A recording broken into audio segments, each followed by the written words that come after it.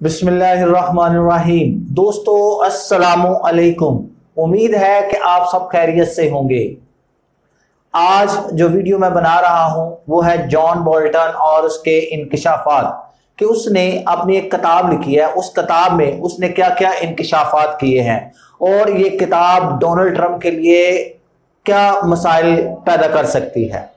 आज की वीडियो में हम तीन बातें डिस्कस करेंगे। एक, जॉन बोल्टन कौन है, जॉन बोल्टन ने कौन कौन से इल्जामात लगाए हैं, और तीसरी बात कि इसका अमेरिका पर क्या असर होगा, यानी डोनाल्ड ट्रंप की नेक्स्ट जो इलेक्शन 2020 हो रहे हैं नवंबर में, उस पर क्या इसका इम्पैक्ट पड़ेगा। तो चलते हैं पहले जॉन बोल्टन की तरफ। जॉन बोल्टन कौन है?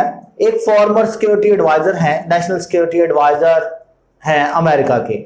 ये वो जॉन बोल्टन है जो जॉर्ज बुश था उसके जेर असर भी रहे हैं और अक़वाम मुत्तहिदा के उस वक्त ये सफीर रहे हैं और ये बहुत सी अमेरिकन की पोस्ट पर काबिज रहे हैं। अब इनका ताल्लुक जो है ये हॉकिश पॉलिसी से है, यानी गेट स्टोन इंस्टीट्यूशन से है। अब ये जो गेट स्टोन इंस्टीट्यूशन है, दुनिया में जितनी भी इस्लामिक फोबिया चीजें हैं उनके बारे में ये लिखता है। यानी जितनी भी अभी तक जंगें हुई हैं, आप लीबिया की मिसाल ले लें, इराक की मिसाल ले लें, आप यमन की मिसाल ले लें, शाम की मिसाल ले लें, जितनी भी जंगें हुई हैं इन सब को करवाने वाला ये शख्स है जॉन बोल्टन। अब इसने बहुत सी किताबें लिखी हैं, लेकिन उनमें से मैं आपको तीन किताबें गिनवा देता हूं जो बड़ी मशहूर है। अब जो अपकमिंग है उसके बारे में थोड़ा सा बतला देता हूं। इसने 2007 में किताब लिखी थी surrender is not an option. फिर उसके बाद 2010 में इसने एक किताब लिखी है इंडेंजरिंग आवर नेशन सॉवरेनिटी।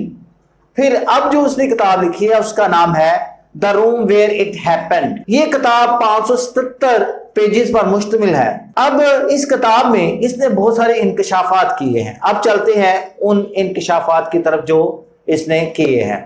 पहला इंकिशाफ इसने ये किया है कि ट्रंप ने चाइना से मदद मांगी है री इलेक्शन कैंपेन के लिए, क्योंकि ट्रंप के मुताबिक चाइना एक मजबूत और खुशहाल मुल्क है, माली तौर पर बड़ा मुस्तहकम है, और उसने 2019 में जब G20 की मीटिंग हो रही थी उस मीटिंग में उसने अपनी बात को कन्वर्ट करते हुए चाइनीज सदर से कहा है कि चाइना एक मजबूत और मुस्तहकम मुल्क है, वो मुझे इलेक्शन जितवाने के लिए अपना पैसा, अपने रिसोर्सेज जो है वो लगाए। उसी में उसने दूसरी बात ये कही कि चाइना जो है वो अमेरिकन फार्मर्स के लिए कोई काम करे, मसलन हमसे यानी अमेरिका से वो सोयाबीन और गंदम खरीदे, ताकि जो उसका वोट बैंक है 2020 में उसका जो वोट बैंक है वो ज्यादा से ज्यादा हो सके। क्योंकि हम जानते हैं किसानों की एक बहुत बड़ी तादाद जो है उसका एक बहुत बड़ा वोट बैंक है।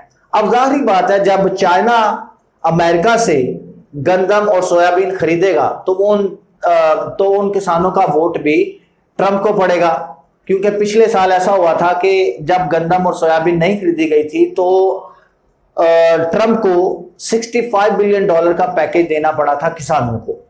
तो अब जब ये चाइना खरीदेगा तो अंडरस्टूड बात है कि वो उसकी वोटिंग जो है वो बहुत ज्यादा बढ़ जाएगी। दूसरी बात यह है कि चाइना में अकलीती कैंप बनाए गए हैं जिसमें मुसलमानों को रखा गया है और बहुत सारे दूसरे लोगों को रखा गया है। चाइना के बारे में ये कहा जाता है कि वहां पर जुल्म सितम चाइना के लोग जो है वो बहुत ज्यादा करते हैं, लेकिन चाइना का ये मौकफ है कि वो वहां पर उनको ट्रेनिंग देते हैं, रोजगार की ट्रेनिंग देते हैं, उन्हें स्किल्स सिखाते हैं।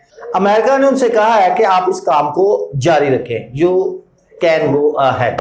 फिर तीसरी बात उसने इसमें यह कही है 2018 में रजब तैयब उर्दगान जब डोनाल्ड ट्रंप से मिले तो उन्होंने ये कहा कि आपके मुल्क में हमारी एक कंपनी है, हमारी एक फर्म है, उस पर एक केस चल रहा है, तो काइंडली उसको देखें। तो सदर डोनाल्ड ट्रंप ने ये कहा कि आप इसके बारे में किसी किस्म की कोई फिक्र ना करें, I will see the matter. चौथा उसने ये इंकिशाफ किया है कि डोनाल्ड ट्रंप ने यूक्रेन की जो फौजी इमदाद है वो रोकने का कहा है, क्योंकि सदर डोनाल्ड ट्रंप ये चाहते हैं कि जो बाइडन जो उसका कंपेटिटर है और उसका जो बेटा है उसके खिलाफ जो केस है वो मजबूत से मजबूत तर करें, ताकि वो किसी भी किस्म का कोई ट्रंप के लिए मसला पैदा ना कर सके, जो कि एक इलीगल एक्टिविटी है। पांचवी इसने ये कहा है कि जब 2019 में जब चाइनीज सदर की मुलाकात हुई थी अमेरिकन प्रेसिडेंट से, तो चाइनीज सदर ने कहा था कि भाई हम आपको एक और 6 साल के लिए मजीद देखना चाहते हैं, यानी चाइना 6 साल के लिए मजीद डोनाल्ड ट्रंप को सदर देखना चाहता है। तो उसने उस बात पर सदर डोनाल्ड ट्रंप ने ये कहा था कि मेरी अवाम भी मुझे चाहती है कि मैं अगली 2 मजीद टर्म के लिए इलेक्ट हो जाऊं, तो इसके लिए कानून जो है, कॉन्स्टिट्यूशन जो है वो हमें बदलना पड़ेगा, और मैं उम्मीद करता हूं कि मैं इस कॉन्स्टिट्यूशन को बदल दूंगा और मैं आपके साथ पूरा ताउन करूंगा। छठा, उसने ये इंकशाफ किया कि सदर डोनाल्ड ट्रंप को यही नहीं पता कि यूके जो है वो एक एटॉमिक पावर है, क्योंकि 2018 में जब मीटिंग हुई थी तो यूके की जो प्राइम मिनिस्टर थी थ्रेशा मे, जब ट्रंप को इस बात का पता चला कि इंग्लैंड भी एक कह लें एटॉमिक पावर है, तो उसने बड़ी हैरानगी का मुजाहरा किया कि oh you are the atomic power, यानी सदर डोनाल्ड ट्रंप को इस बेसिक चीज के बारे में पता ही नहीं है।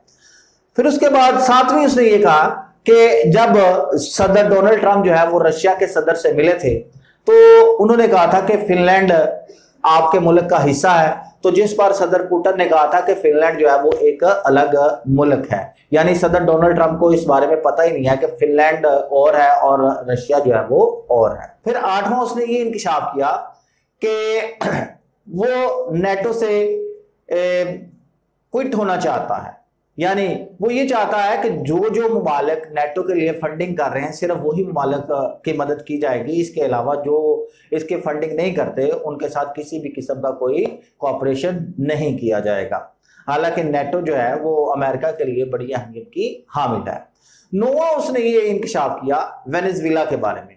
उसने कहा कि अगर वेनेजुएला पर हमला कर दिया जाए तो it would be very cool, कि इस पर हमला करना बहुत ही आसान है, और उसने ये कहा कि ये साउथ अमेरिकन नेशन है जिस पर अमेरिका का हक है। 10वां उसने ये इंकशाफ किया कि अमेरिका में जो व्हाइट हाउस में लोग हैं वो सदर डोनाल्ड ट्रंप को पसंद नहीं करते। वो इसलिए नहीं पसंद करते क्योंकि इसको किसी चीज के बारे में इतना ज्यादा पता नहीं है। इवन वहां पर जितने भी लोग हैं वो इससे तंग आ चुके हैं। और एक मौके पर तो ये भी हुआ था कि माइक पोम्पियो जो कि सेक्रेटरी स्टेट है, यूएसए सेक्रेटरी स्टेट है, उसने ये भी कहा था कि he is just a piece of shit. ये वो शख्स है जो हर वक्त बकवास करता रहे, इसे पता कुछ है नहीं। और उसने ये कागज जो था ये थमा दिया था जॉन बोल्टन को, और ये कागज भी आज जॉन बोल्टन के पास है, और उसने इस बात को भी अपनी बुक में बयान किया है। अब सोचने की बात है, ये सब कुछ उस वक्त हो रहा है जब नवंबर में इलेक्शन करीब आ रहे हैं। अब इससे क्या होगा कि जो डोनाल्ड ट्रंप है उसकी साख को बहुत ज्यादा नुकसान पहुंचेगा, और इसका सारे का सारा फायदा जो है वो जो बाइडेन को मिलेगा। और हो सकता है कि ट्रंप जो है वो इस बार इलेक्शन हार जाए, क्योंकि आवाम जो है उससे बहुत उकताई हुई है, क्योंकि ट्रंप ने बहुत सारी चीजों को मिसमैनेज किया है, मिसकैलकुलेट किया है। मसलन उसने कोरोना वायरस को बड़ा मिसकैलकुलेट किया था जो उसके मुल्क में बड़ी तेजी के साथ फैला। फिर उसके बाद उसने ये जो फसादात हुए थे इसको बहुत ज़्यादा मिसकैलकुलेट किया, और नतीजा ये निकला कि अमेरिका में बहुत सी रियासतों में, बहुत सारे शहरों में दंगे फसाद होना शुरू हो गए, और ब्लैक कम्युनिटी का एक वोट जो पढ़ना था उसको वो नहीं पड़ेगा। और तीसरी बात यह है कि अब जो इंकशाफात किए हैं ये इंकशाफात डोनाल्ड ट्रंप को ले डूबे। आखिर में अल्लाह ताला से ये दुआ है कि अल्लाह आपके लिए आसानियां पैदा फरमाए और आसानियां बांटने का शर्फ अता फरमाए। आमीन।